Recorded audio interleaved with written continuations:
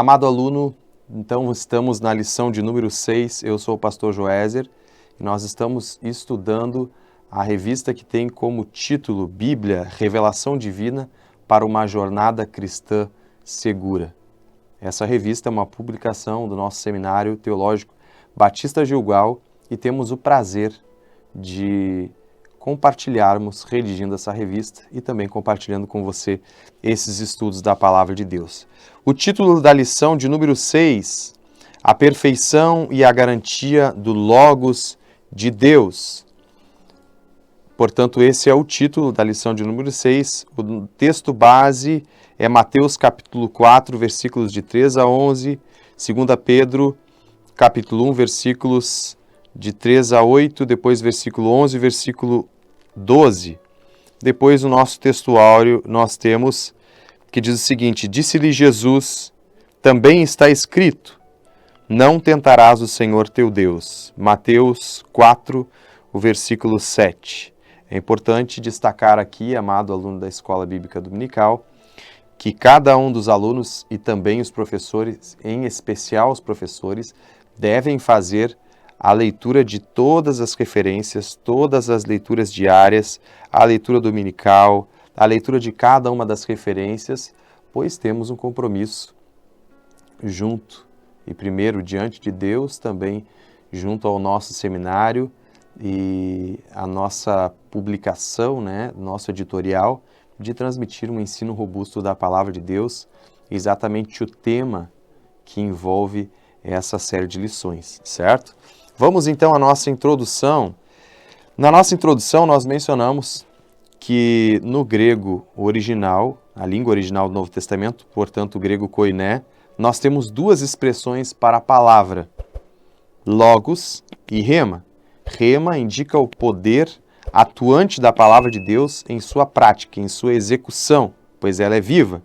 Logos é o mandamento em si, é a doutrina irrevogável, as promessas irrevogáveis, enfim, tudo que consta no texto bíblico e que está escrito e não pode ser removido.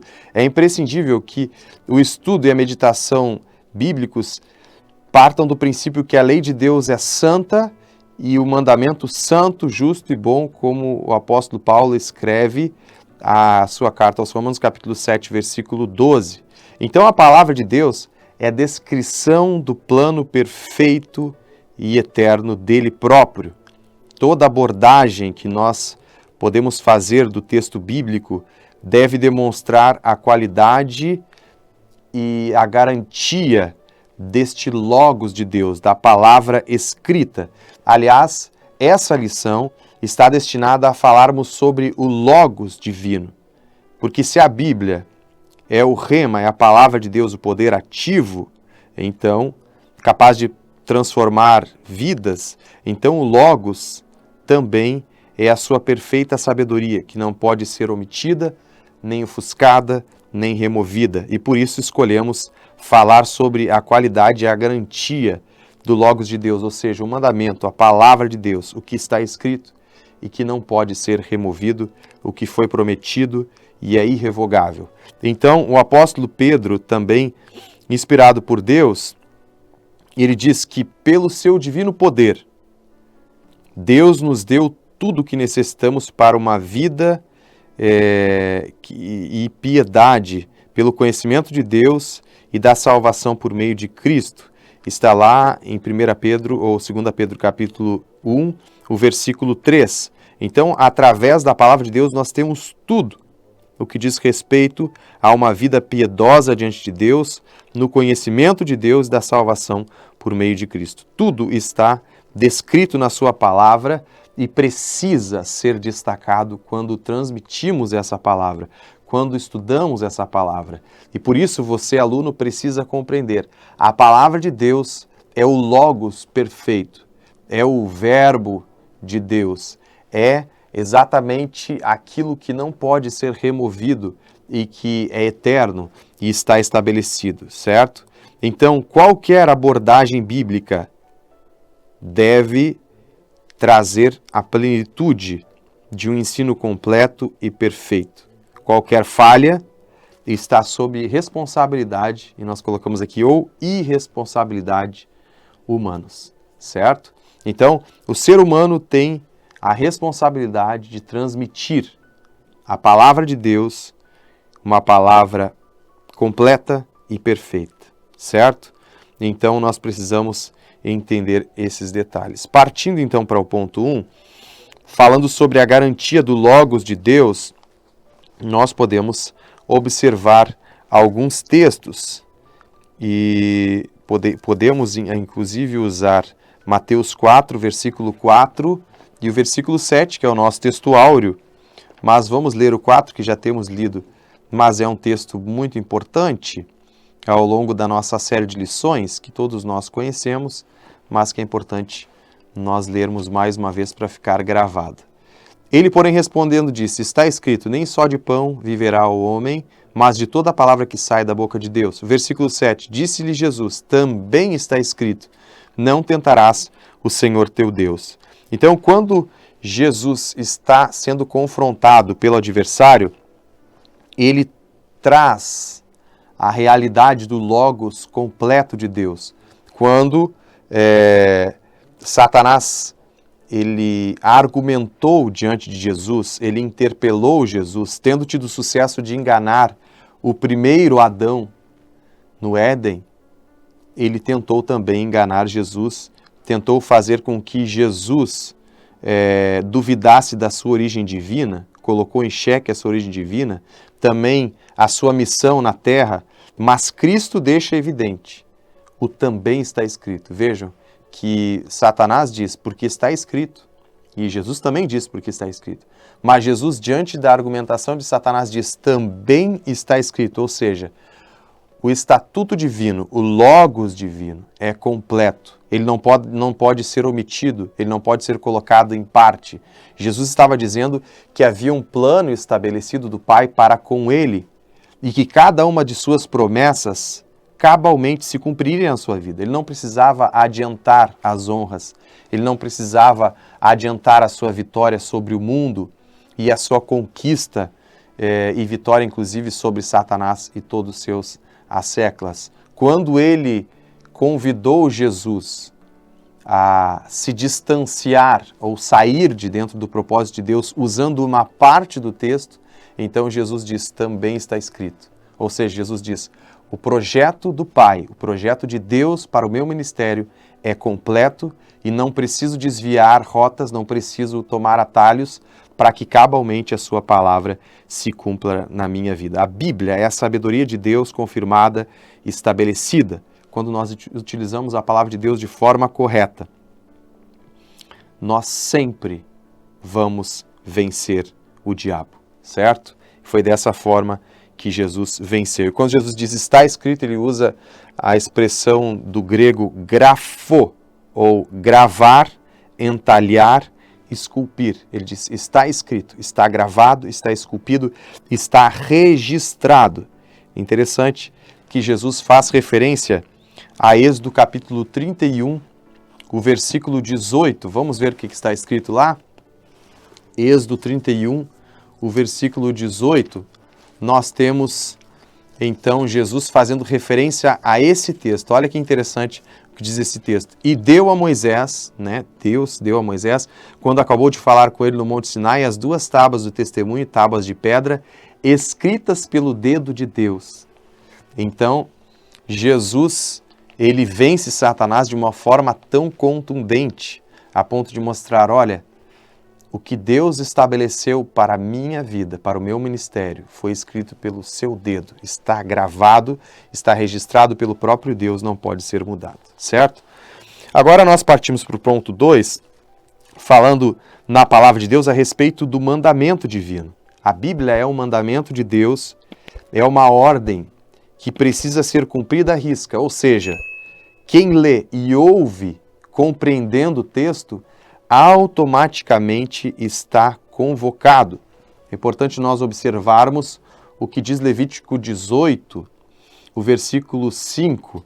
nós erramos a referência ali, está Êxodo, mas é Levítico, certo? 18, versículo 5, que diz assim: portanto, os meus estatutos e os meus juízos guardareis, os quais, fazendo-os, o homem viverá por eles, eu sou o Senhor. Então a palavra de Deus é um mandamento.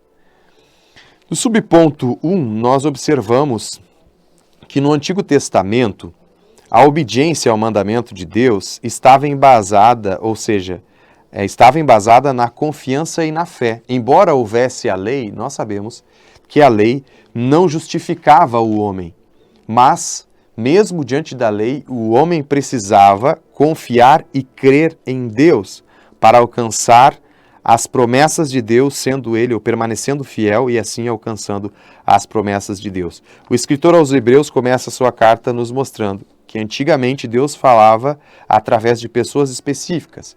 Os profetas, aos pais, a revelação do plano da salvação era limitada. A Bíblia diz que as promessas de Deus eram vistas como que de longe, depois em Hebreus capítulo 11, né? Mas isso não impediu que estes homens de Deus vencessem reinos, praticassem a justiça, alcançassem as promessas, fechassem a boca dos leões, apagassem a força do fogo, escapassem do fio da espada, tirassem força da fraqueza, se esforçassem nas batalhas e pusessem em fuga exércitos, deixando um legado poderoso de ensino e fé. As referências todas estão aqui, mas é importante nós observarmos que mesmo no Antigo Testamento, ainda que as promessas de Deus, ou a promessa que vinculava a salvação em Cristo, era vista de longe, ou seja, todas as promessas estavam embasadas em um acontecimento que, mesmo visto de longe, ele já garantia a obediência, a fé e a confiança em Deus, e trouxe um ensino poderoso que na Galeria dos Heróis da Fé, de Hebreus capítulo 11, nós podemos ver homens dos quais o mundo não era digno, depois você lê as referências ali, que alcançaram vitórias contundentes. Certo? O subponto 2, já no Novo Testamento, a Bíblia diz em Hebreus capítulo 1, versículo 2, nesses últimos dias nos falou pelo Filho. O escritor aos Hebreus segue então dedicando-se a mostrar que a revelação da nova aliança em Cristo é completamente superior. Cristo então está revelado e na sequência do texto, versículo 3, diz que ele é a plena manifestação de Deus, a sua plena essência. Vamos dar uma olhada ali, porque esse texto é muito importante para comprovar a superioridade da revelação de Deus através de Cristo. Diz, o qual, Cristo, sendo o resplendor da sua glória e a expressa imagem da sua pessoa. Então, antigamente, Deus falava aos pais pelos profetas através da sua lei, e que, embora não salvasse, não trouxesse a salvação nas leis e nos escritos pronunciados, mas já produzia no homem a fé, a confiança que o levava à obediência. Mas no Novo Testamento, o escritor aos Hebreus nos revela uma aliança totalmente superior em Cristo.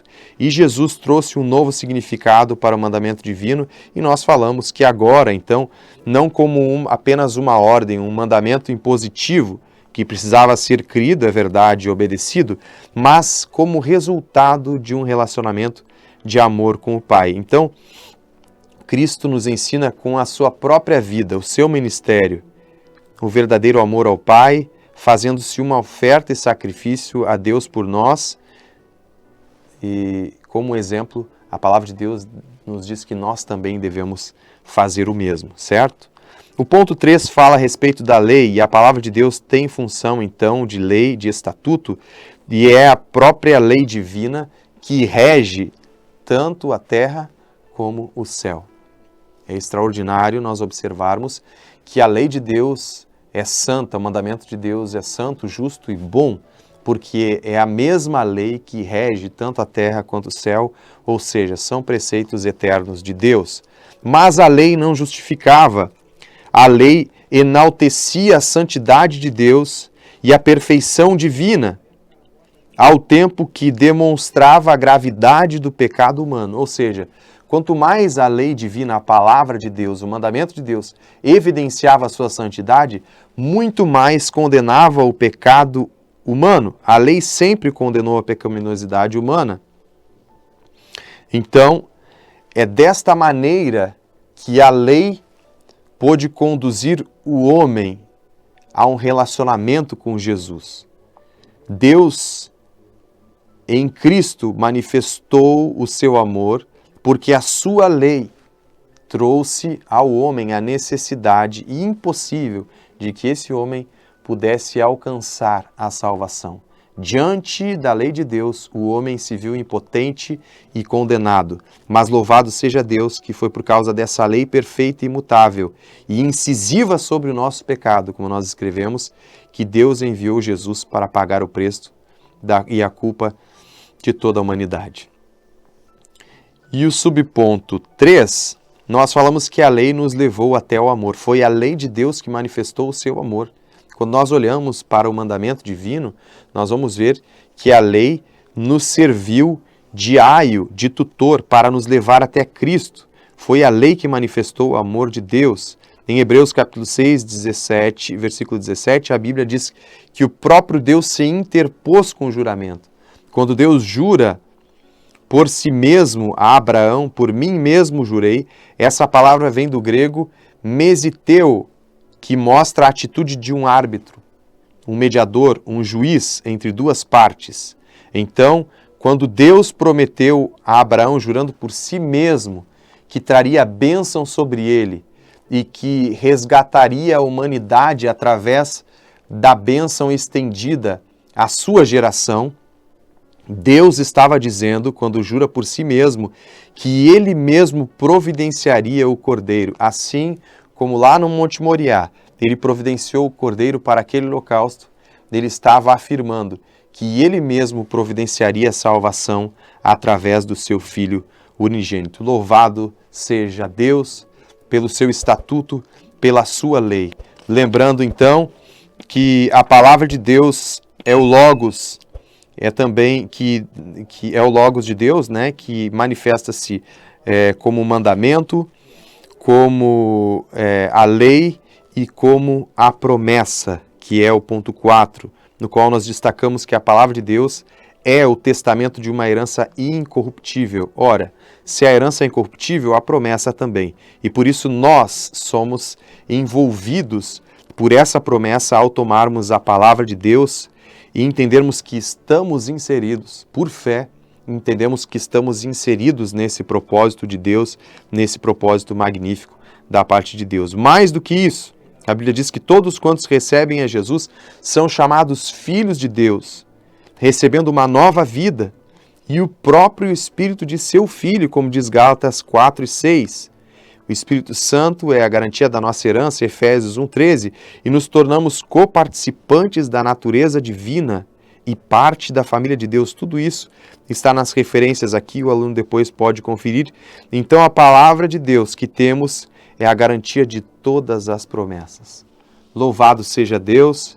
E concluímos com as palavras do salmista, quando ele canta no Salmo 119, 96. Tenho visto que toda a perfeição tem o seu limite, mas o teu mandamento é ilimitado.